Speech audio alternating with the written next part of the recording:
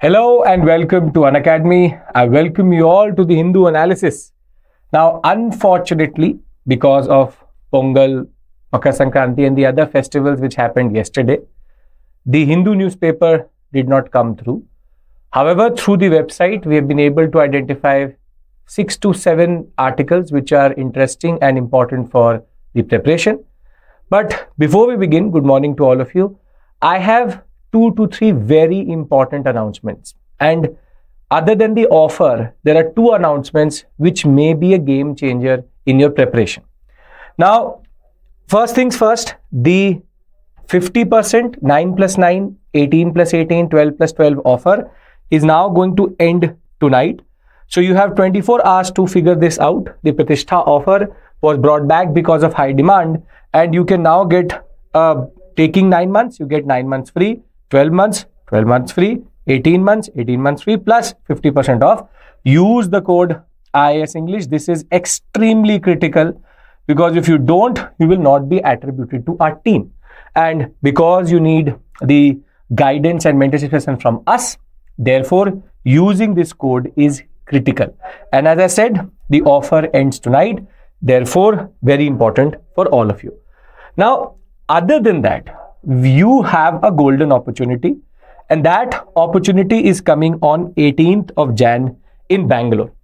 On 18th of Jan at 2 p.m, Sarmad Sir and Mukesh Sir will be there at the Rajaji Nagar Center of Unacademy in Bangalore. You can use the QR code which is given here, just scan it, register for it, and you can meet him in person.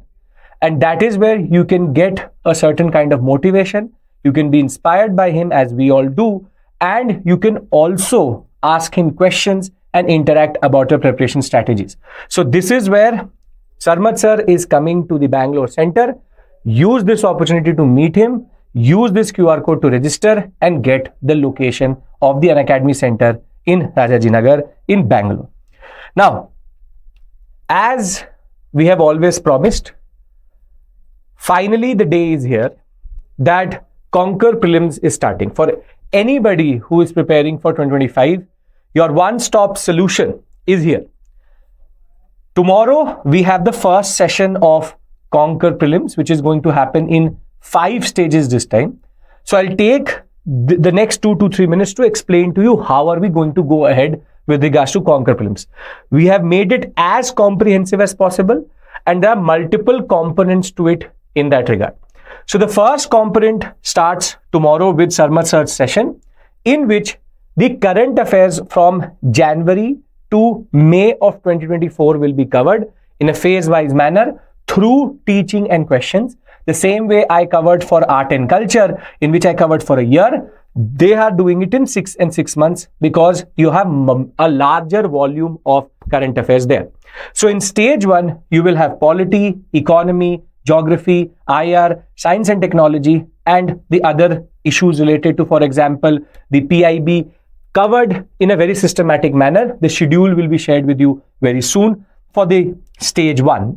Once we complete stage 1 by the end of this month, we will go into static, which starts from 7th February, under which static syllabus will be covered through previous year questions in the stage 3, but in stage 2, what we will do is we'll teach. Through MCQs, we will cover important topics. These important topics, we will have questions, we will practice and understand everything. And here, through 10 to 15 questions in every session, we will cover all the important modules. So stage 1, the first 6 months, January to May of 2024. Thereafter, stage 2, static, very important, high-yielding areas will be covered through MCQs. And then we will go into previous year question marathons. For 10 years, we will discuss on different dates. That schedule again will be shared to you once we are in the March sector. There we will discuss how through previous year questions, we will see what are the areas which are important, probable. So once we've done the current affairs, then the static and then the previous year questions, we will enter into stage 4 from 11th of April, where we'll cover the, you can say, June to April, what we call as current affairs. Here art and culture will be back with regards to January to April, but all other subjects you will have June to April, the last, you can say, 8 months, very, very important. And by 6th May, all your current affairs, all your previous year questions, all your static, which are important, plus all your current affairs of last year and this year will be over. And then we will go into the last push, the last lap, the one-shot videos, where we will cover the full syllabus from 10th May to 16th May, so that you are prepared for the examination in the end of the May sector itself. So these dates are more or less locked in. The whole schedule will be shared stage by stage, and we will keep on updating you.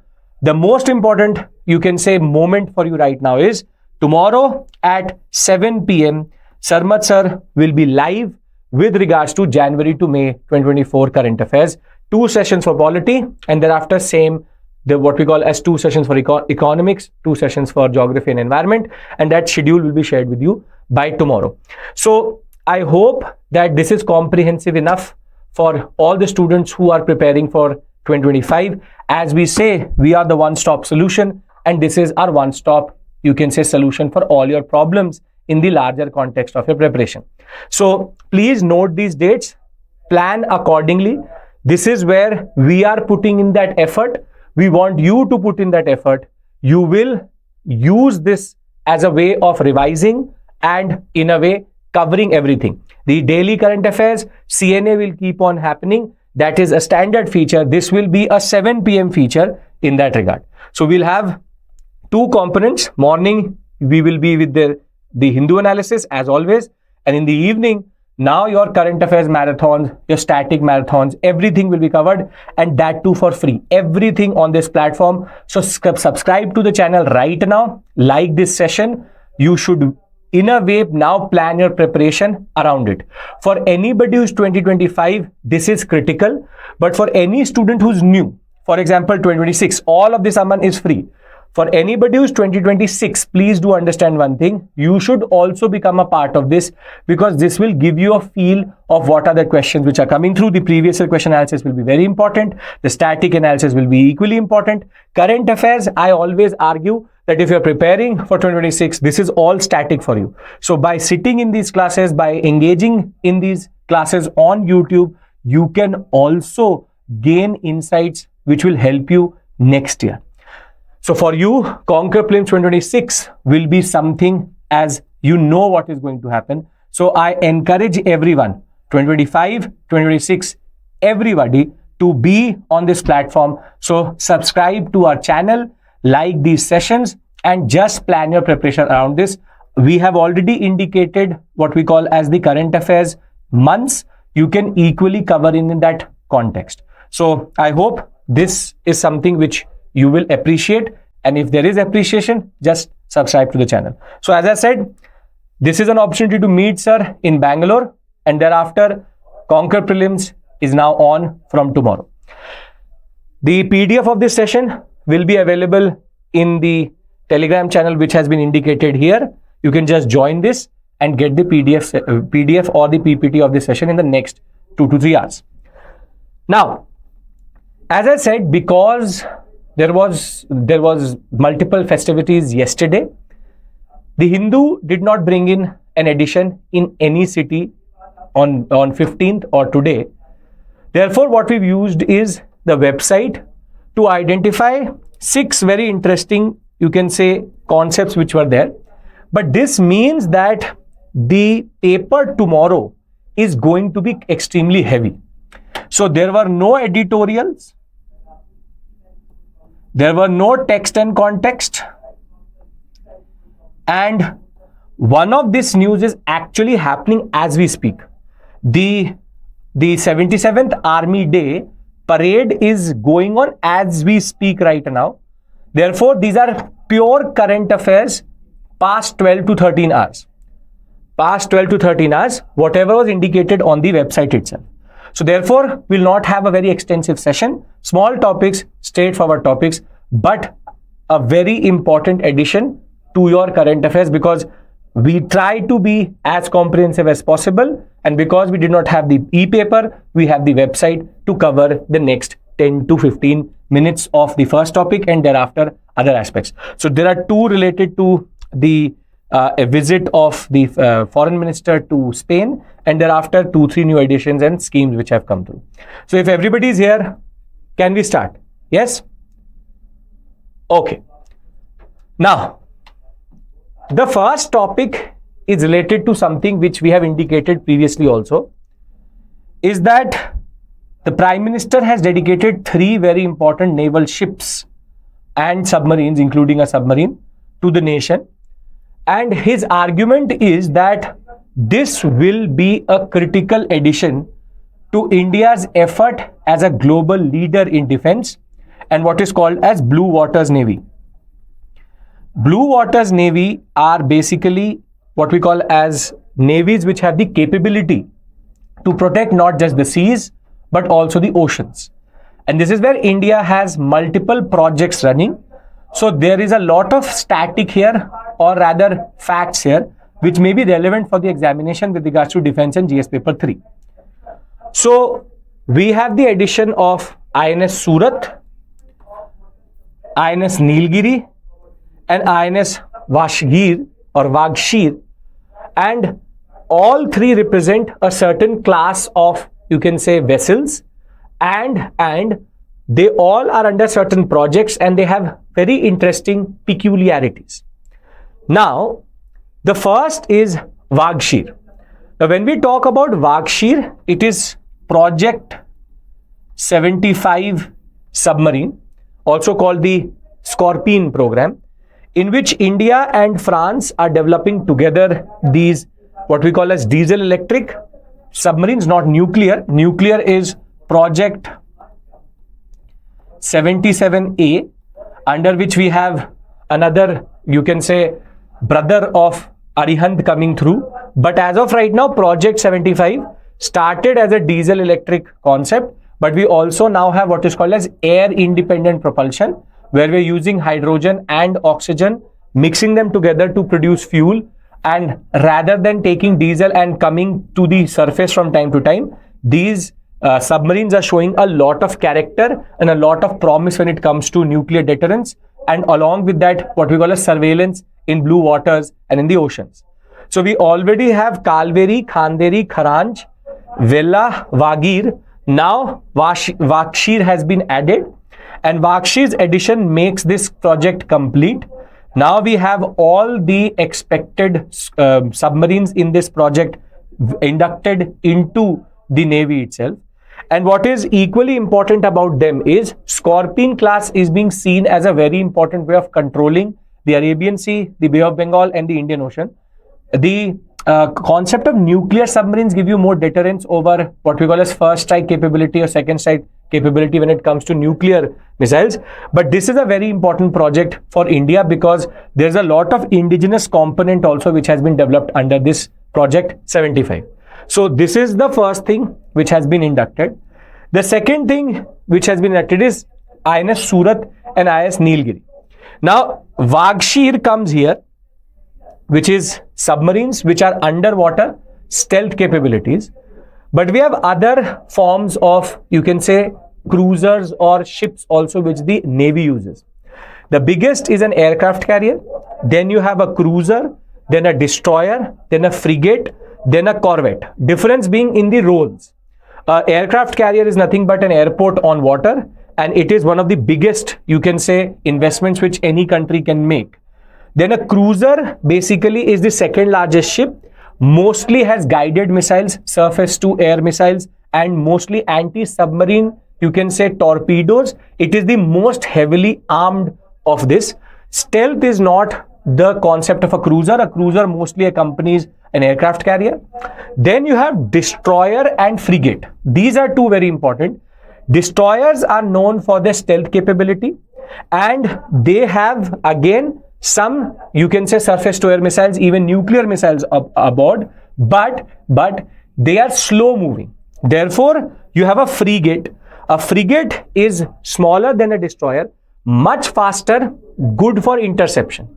So mostly if an aircraft carrier moves, it moves with either one cruiser or destroyer and one frigate, because frigates can go forward and check what is the, you can say, basic understanding and surveillance in the forward sectors, and then the aircraft carrier can be brought in.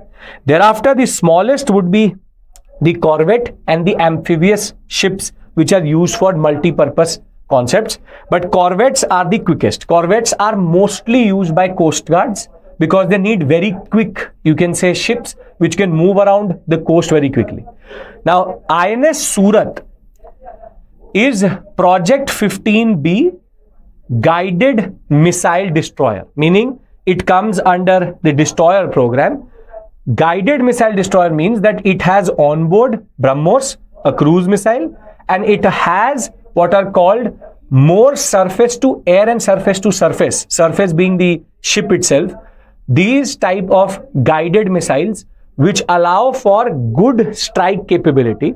More than that, it is one of the most sophisticated class of ships which we have, very good stealth technology also, and 75% of the components on it are indigenous, which allows Surat and the whole project 15B in a way a success because we've been able to Indianize more and more of the technology in that regard.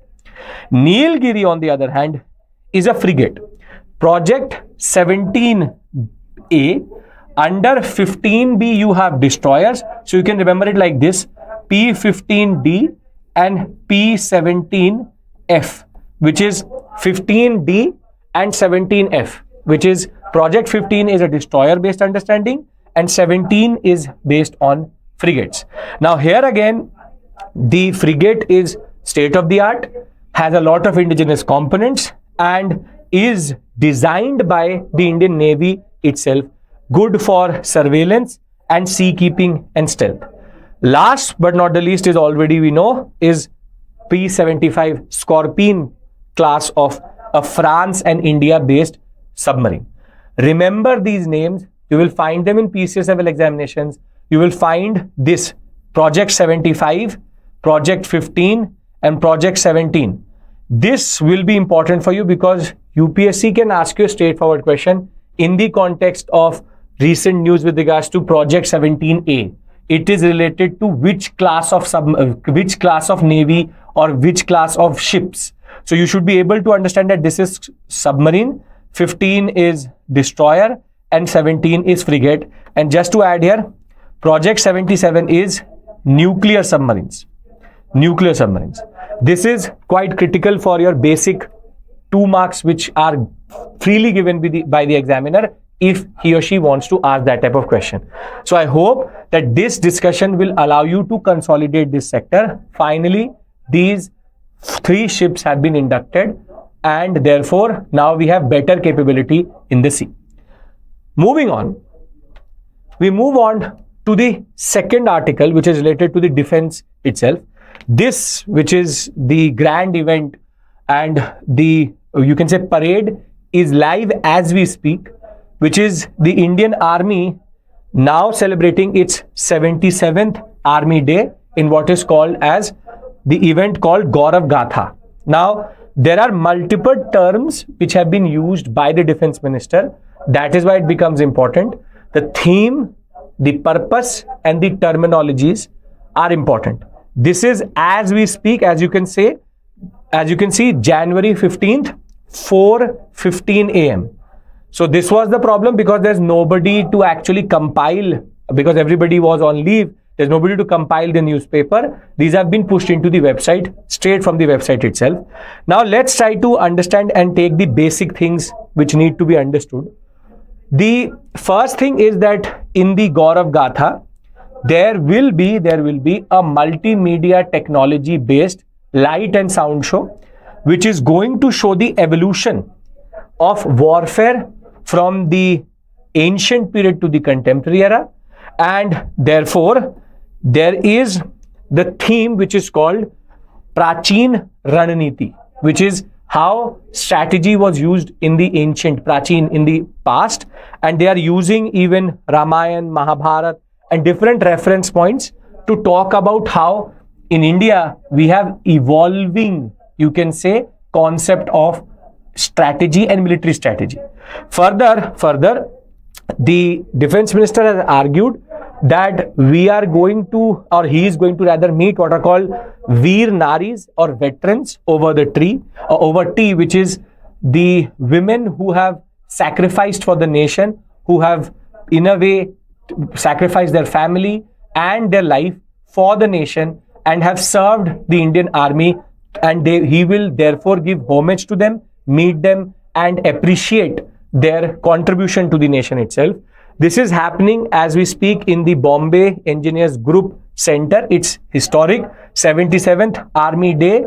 What is the name of the event? It is Gaurav Gatha. What is the thematic? It is the concept of the Prachin Raniti, which is strategy, military strategy since ancient and medieval times. Again, interesting. 3 to 4 terminologies are important, which you should note generally, and I hope you will.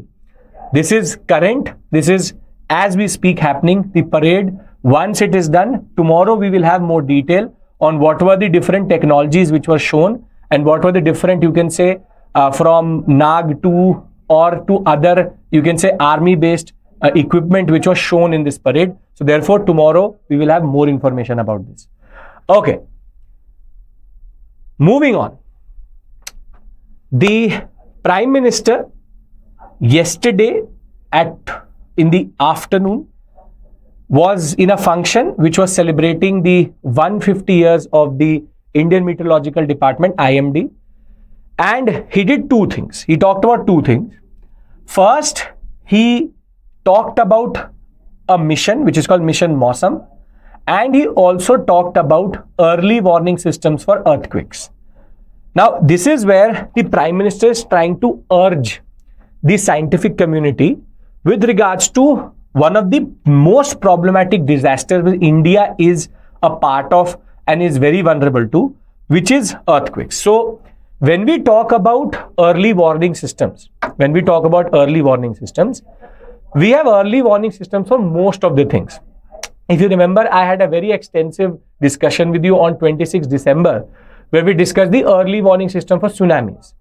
We cannot predict the earthquake or the tectonic activity which produces the tsunami, but because of, you can say, pressure differences, the wave heights, and different forms of, you can say, sonar-based technology which we are using, we are able to predict that a certain area will be vulnerable for a tsunami. And therefore, what the Prime Minister has argued that when it comes to flash floods, when it comes to, you can say, tsunamis, when it comes to most of the disasters, we have some form of early warning. And therefore, we've been able to reduce the cost of life, which is human resource cost, and the economic damage which a disaster may be pushed. Cyclone being the best one. Previously, India used to squabble and used to be clueless how to manage cyclones. But because we have the IMD, and that is why we have this discussion, IMD has been path-breaking in predicting the low pressure centers and predicting where or what path a certain cyclone will take. And therefore, we've been able to minimize the damage, if not eliminate it, when it comes to the cost of life and the cost of property in that regard. This is where earthquakes are sudden. Earthquakes are sudden, and further, we have no early warning systems for them. The Prime Minister is urging the scientists that there may be some way. You and me may not be the specialists for that, but seismologists can develop something where we at least get one small warning, maybe based on the P wave or based on the S wave. Based on that, we will be able to, or we should be able to, get some warning for earthquakes, which would then allow us to again be better prepared with the whole Himalayan sector, because of the Indian plate pushing into the what we call as the Eurasian plate. We've discussed the concept of terrains also. We have multiple fault lines. It is where we need such systems. Japan saw an earthquake just 2 days back. China and the Tibetan plateau had a major earthquake which has impacted even Nepal, and tremors were felt till Kolkata. These things may be problematic, and has a lot of, you can say, damage when it comes to life and property. One very important thing which you also need to understand is that when we talk about early warning systems, it allows us to, in a way, use modern technology to spread a lot of different, you can say, messages which allows people to be better prepared for earthquakes also. Because in, you can say, night or early morning time, there's not a lot which people can do to earthquakes, and therefore the cost of life with regards to earthquakes is high. This is the first thing which he talked about, which is we need early warning systems for earthquakes so that we can be better prepared for the worst form of disaster which can come through.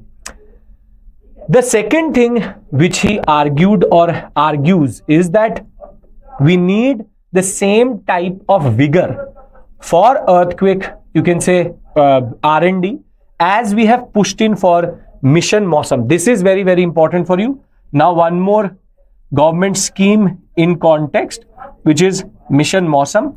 Mission Mausam has been developed as a cutting-edge weather surveillance technology and high resolution atmospheric observation radar and satellite based, you can say, system, which allows for better prediction of most of the, you can say, changes in the ocean temperature, pressure and other things related to it.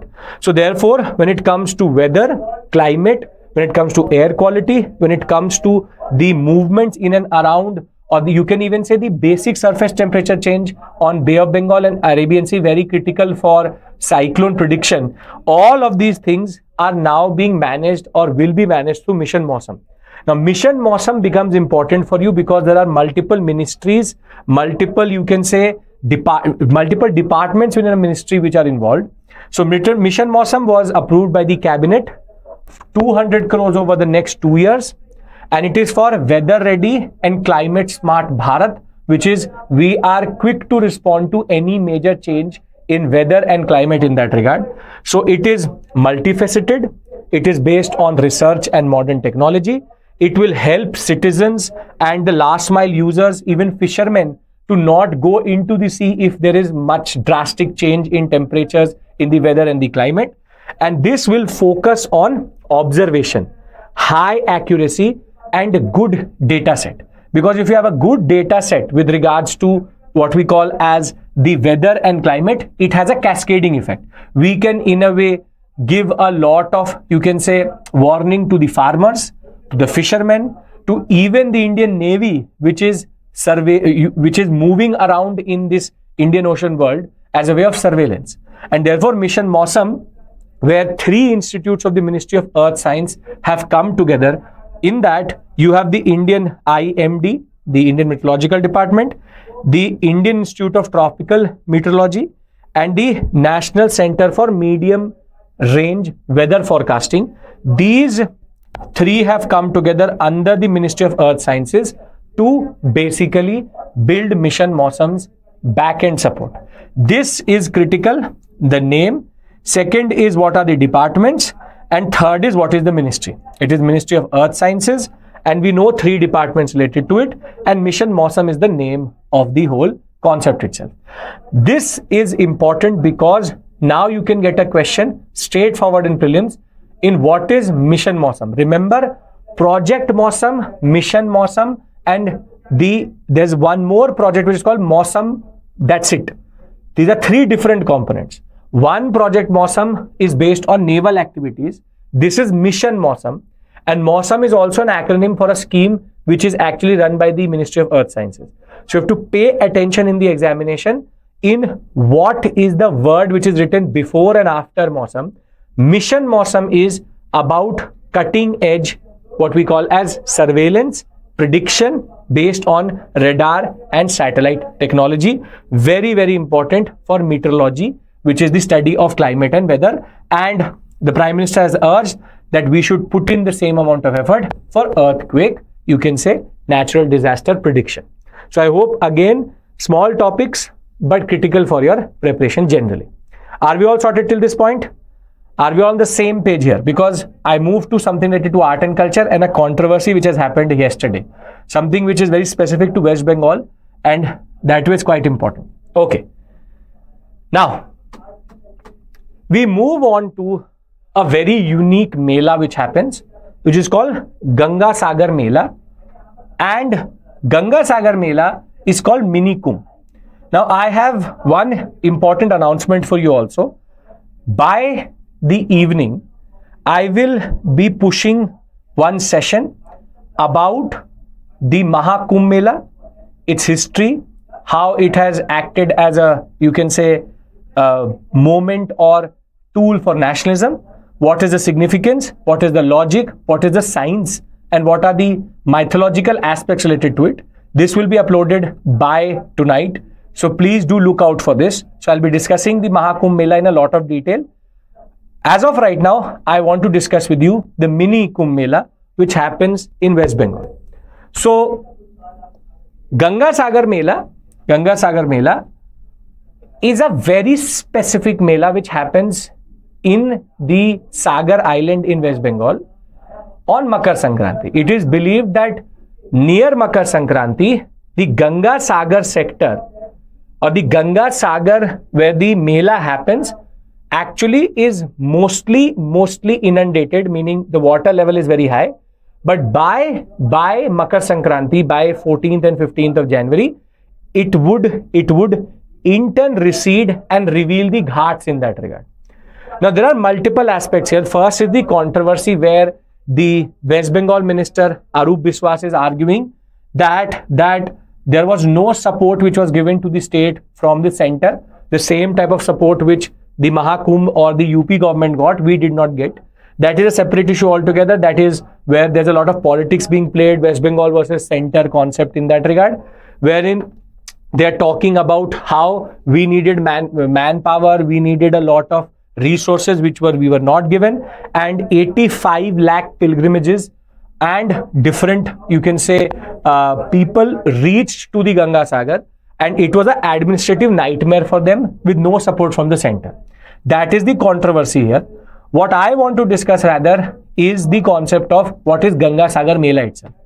Now, Gangasagar Mela happens on a specific island which is off the coast of West Bengal, which is called Sagar Island, and Gangasagar is a specific place where you have the Kapil Muni Ashram. So if you know Sankhya philosophy of the 6 schools of philosophy, the Kapil Muni Ashram is actually this one. This is in Gangasagar, is on the Sagar Island itself. And this Mela attracts a lot of, you can say, fervor and a lot of what we call as enthusiasm from different bhaks because of its importance with regards to Kapil Muni and because of the, you can say, astrological and astronomical significances of taking a dip here. It is equally considered important as the Kumbh in that regard. And for you, the geography of it equally becomes important, where the Ganga enters into the Bay of Bengal. It produces one inundated island, Sagar Island, and on Makar Sankranti, near Kapil Muni's ashram, you have a Mela which is organized every year. Now this happens every year for a very specific time, and thereafter, this island more or less, because of the fluctuation in the volume of the Ganga and the way the upper air circulation and the oceanic, you can say, circulation is, most times Ganga Sagar goes underwater or gets inundated in that regard. This is where this is considered quite, you can say, time bound and holy in that regard. So why we are having this discussion? Because you should know Gangasagar Mela over and above Kumbh Mela. You should also know that there's a certain, you can say, mythology related to it, where it is being referred to in the Mahabharata also and the Ramayana also.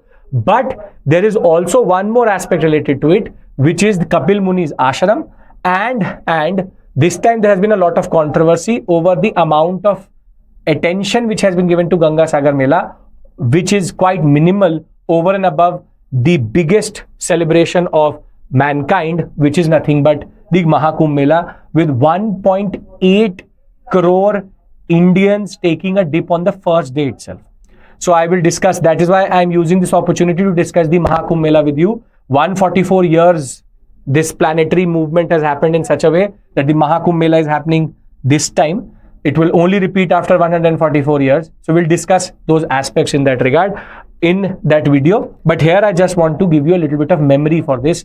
UNESCO gave an award to West Bengal for cultural tourism because of this Mela itself, because they managed this Mela quite well, and therefore the idea was it is considered to be important in the larger context of things. I've discussed this in UCAN also, and I'm having a, you can say, revision session with you over this, which is Gangasagar Mela's importance in the larger context of things.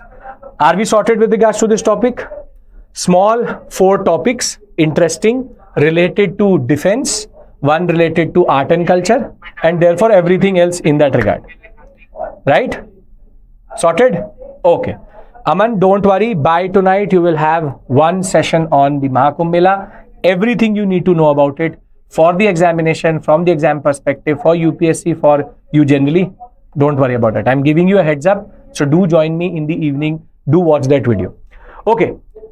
Now we have 2 articles, the last 2 related to each other because of the External Affairs Minister being in Spain. So he met the president and he met also the King of Spain, Philip VI. And there they talked about how the long-standing relationship between India and Spain is developing. So this gives me an opportunity to give you a little bit of data on what is the relationship between India and Spain. And thereafter, we will go into the second aspect where the External Affairs Minister has talked about a very interesting concept, that how India is uniquely placed vis-a-vis other countries when it comes to the geopolitics of the world as we speak. Now, when we talk about Spain as a trade partner, this data could be important as updated in 2023-24. Spain is India's 6th largest partner in the EU. So that way is an important partner in the trade volume which we trade with the EU itself. Total trade was at close to $9 billion, and year on year there has been an increase of 5%, which is a very healthy percentage. India's export to Spain is $6 billion and imports from Spain is $1 billion or $2 billion, which is growth rate of exports is much higher than imports. This means that we have a positive balance of payment and balance of trade with Spain, which makes Spain an important partner of India. And as a trade partner, unlike China, where we have a negative balance of payment and trade, which is the value of trade with export minus import is negative, here it is extremely positive. And this is where India wants to foster this relationship better and get more access to the Spanish market. India exports to Spain in fuels, chemical products, iron and steel, electric machinery, nuclear reactors, apparel, marine products, and articles made out of iron and steel. This is where it is a very major boost to the manufacturing sector. India, in a way, is pushing a lot of manufactured items of iron and steel, drives the whole iron and steel sector in that regard. And therefore, this becomes an important concept in the larger, you can say, understanding of things in that regard. Spain is an important partner when it comes to trade. This was the first aspect which I wanted to point out, which is the first binary in which we assess the relationship. Second would be FDI. How much is Spain investing into India and how much are we investing in Spain itself? When we talk about Spanish foreign direct investment into India itself, in the past 23 years from 2000 to 2023, close to $4 billion have been pushed in. Though Spain is the 16th largest investor in India, still as a nation in the EU, not a very active nation when it comes to geopolitics or manufacturing. So therefore, any form of investment for Spain is extremely interesting and important. We've seen that in Maharashtra, Tamil Nadu, Gujarat, Andhra Pradesh and Karnataka, and close to 280 Spanish companies have pushed in money into the metallurgical sector, renewable energy, automotive, ceramics and infrastructure. This is very important. With renewable in the context, with green technology in context, Spain allows us, or through Spain, we can get cutting edge renewable energy technology, which may not be accessible to us via the US or any other means. In the same way, India is also pushing in FDI into Spain, wherein close to $900 million, 80 Indian companies have pushed into the software and the IT sector, pharmaceutical, chemicals and logistics, multiple aspects. We are nuclear reactor technology, not the fissile material. That is the difference, Ankush. We are not pushing in the reactor or the, you can say, uranium or plutonium. it is the equipment which we take from the Russians and then push into the Spanish sector. Therefore, we are like the intermediary here in that regard. So we've discussed this yesterday itself, the VVER reactor, which we are very well known to preserve and use in India. So that ways, India gets a lot of investment from Spain, which was reiterated by the External Affairs Minister. And the same way, Indians are also, or Indian companies are also pushing into very core sectors which India dominates, which is pharmaceutical, software, logistics, chemical. And that is where India has a lot of interest tied up with Spain in that regard.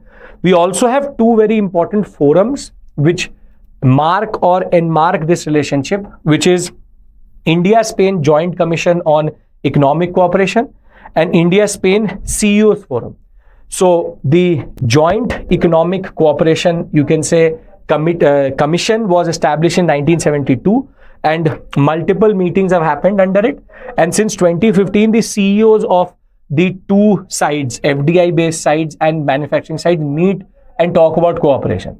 So I think this line which has come through from the External Affairs Minister, which is long-standing India-Spain partnership, I hope this makes sense to us and we also know the importance of it. I have given you numbers which Sanchez pointed out and our External Affairs Minister pointed out. Now you have something tangible to say in the examination that yes, sixth largest partner, the positive balance of payment and trade and the FDI inflow and outflow from India and into India. That was an interesting, and Spain is an important partner here.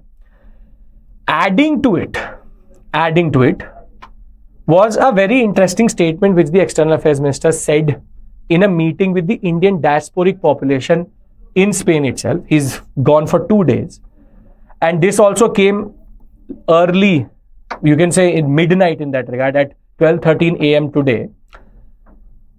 The External Affairs Minister has outlined that in the current geopolitics, India is one of those countries, only few of those countries, which has the capability and has a very unique relationship wherein we can talk to Russia, Ukraine at the same point of time, and we can also engage with Israel and Iran and Saudi at the same point of time. This is where he's argued that as of right now, India is very uniquely placed in the geopolitics of the world, wherein we are not boycotting Russia because of Ukraine. We are not boycotting Ukraine because of Russia. We are having a very healthy relationship with Israel also. And we have a very healthy relationship with Iran also. And we have a healthy relationship with the Saudi Arabian sector, UAE also. And this is where what the External Affairs Minister has followed for the past 6 years, which is called all alignment, is now bearing fruit. And this is a very interesting point which you have to understand. That previously we were non-alignment movement, wherein we did not want to align in the Cold War politics with either the Eastern Bloc or the Western Bloc or the US and the USSR. That is where we developed an independent policy of foreign, you can say foreign assertion, foreign independent policy. Further, we were able to protect our sovereignty and our own domestic, you can say, agendas were pushed. We paid a price for it also, but no, NAM was very important in the context of 1945 to 1991. Thereafter, we have a pioneer in himself, Dr. Manmohan Singh, who made the relationship with the US better. 123 agreement, nuclear fissionable material. In a way, Japan came closer. Quad, in this, he actually argues that Quad, we are the only country as of right now which also has access to the Quad, which is Australia, India, US and Japan. And also we are part of the BRICS, wherein we have mostly two irritants which don't like the US, which is China and Russia.